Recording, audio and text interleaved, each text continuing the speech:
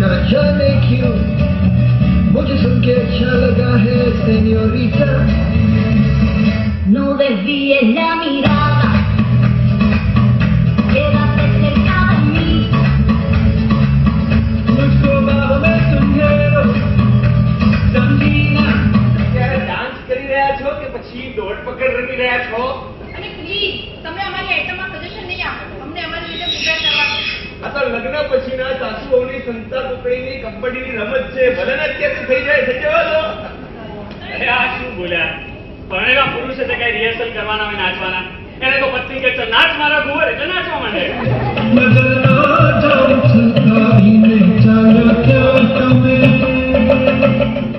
અને એ બધાથી ઉપર આપણા દેશનો વડાપ્રધાન પણ SMS સરદાર મનમોહન સિંહ SMS આપણા ઓશન શિપિંગ કોર્પોરેશનના જહાજ બ્લુ લોકોને તોફાન એના ચાચાઓએ હાઈજેક કર્યું છે.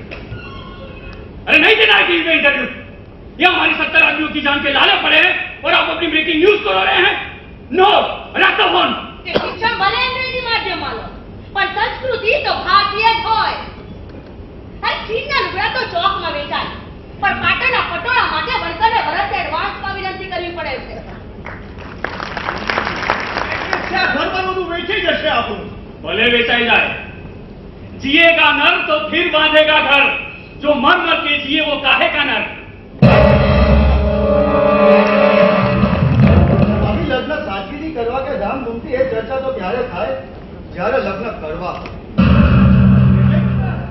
પપ્પાનું કેવું એમ છે કે આ પાયરેટ પણ એપિસોડ પછી તમે લોકો ફાઇનાન્શિયલી ફિનિશ થઈ ગયા. હવે તમારા અને અમારા સ્ટેટસમાં બહુ મોટો ફરક છે. યાદ ચૂકવતા જ નાકે આવી જશે તો મુદ્દે તો બહુ દૂરની વાત છે. અને બજારમાં તો એનાઉન્સમેન્ટ થઈ ગયું છે કે પિનાકીન દલાલી ગેમ તો હવે પૂરી થઈ. તો એનાઉન્સમેન્ટ કરનારાઓને કહી દો કે દરિયાના મોજાની જેમ પાછો આવીશ. મારી ઓટ જોઈને કિનારે ઘર બનાવે છે. બહુ જૂનાને ચવાઈ ચૂક્યો છે આ શેર. બાકી સમુદ્રના મોજાએ જેને ડુબાડી દીધા હોય ને એ મોજાની સાથે ક્યારેય પાછા ના આવે. મોજાની સાથે તો પાછી આવે એમની લાશ. એટલે આ ચર્ચાને અહીં સમાપ્ત કરીએ અને આવતીકાલના તમામ અખબારોમાં હું મારા ખર્ચે જાહેરાત આપી દઉં છું કે તમારા દીકરાને મારી દીકરીના નક્કી કરેલા લગ્ન અનિવાર્ય સંજોગોના કારણે રદ કરવામાં આવે છે. બેટા ચાલ.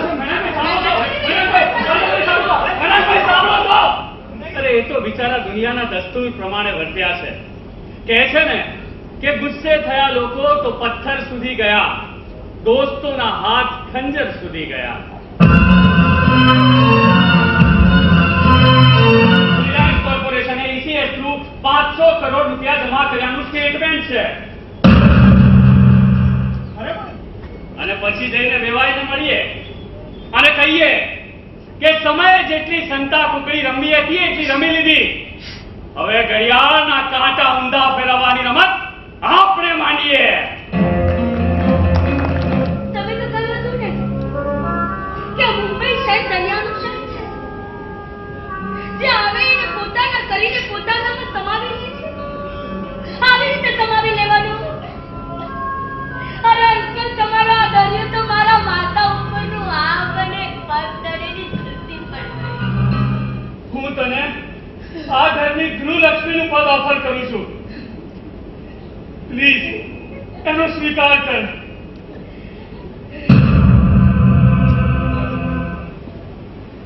ઘરની ગૃહલક્ષ્મીનું સ્થાન ક્યાં? આ દિવાલ પર લગાવેલા કેલેન્ડરમાં કે રસોડાના વઘારમાં વપરાતી લક્ષ્મી છાપ બાંધાની રીંગમાં કે દિવાળીના દિવસે તિજોરીમાંથી બહાર કાઢીને ચાંદલો કરાતા ચાંદીના સિક્કામાં.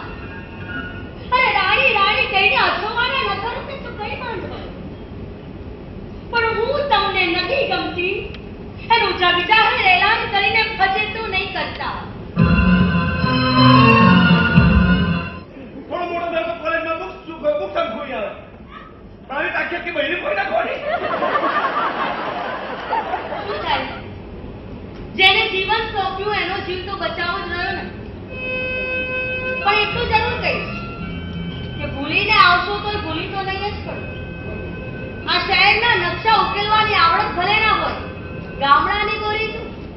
આકાશના તારા જોઈને ધરતીનો માર્ગ શોધવાની સૂઝ હોય છે અમને. એક વાતની ખબર પડી ગઈ. તું પણ ગાંડી નથી, હું પણ ગાંડો નથી.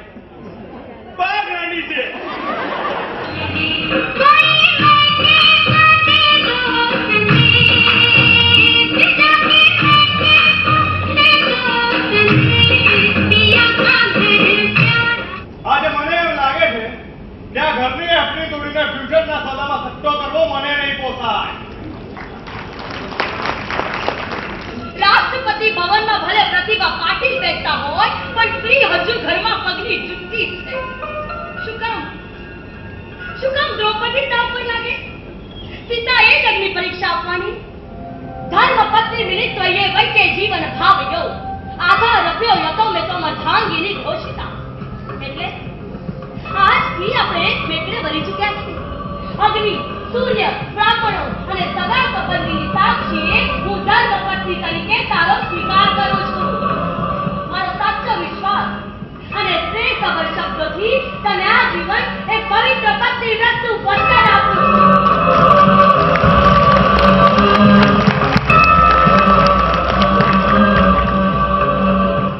પ્લીઝ મને ફરી વખત પતિ બનવાની પરીક્ષામાં બેસવાનો મોકો આપો. અરે હા, એ પરીક્ષામાં 35 નહીં, 75 નહીં, પણ જો 100 માંથી 100% લાવો ને તો સાથે રહેજો. બાકી તમારે જ્યાં જવું હોય ત્યાં જવાની છૂટ છે. અરે હરેશભાઈ નું મેસેજ આવ્યો છે.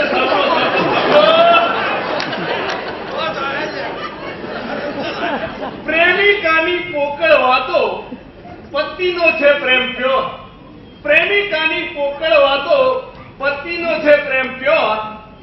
સપ્તપદીનું રટણ કરી લો, સપ્તપદીનું રટણ કરી લો. એ જ તો છે ખુશાલી.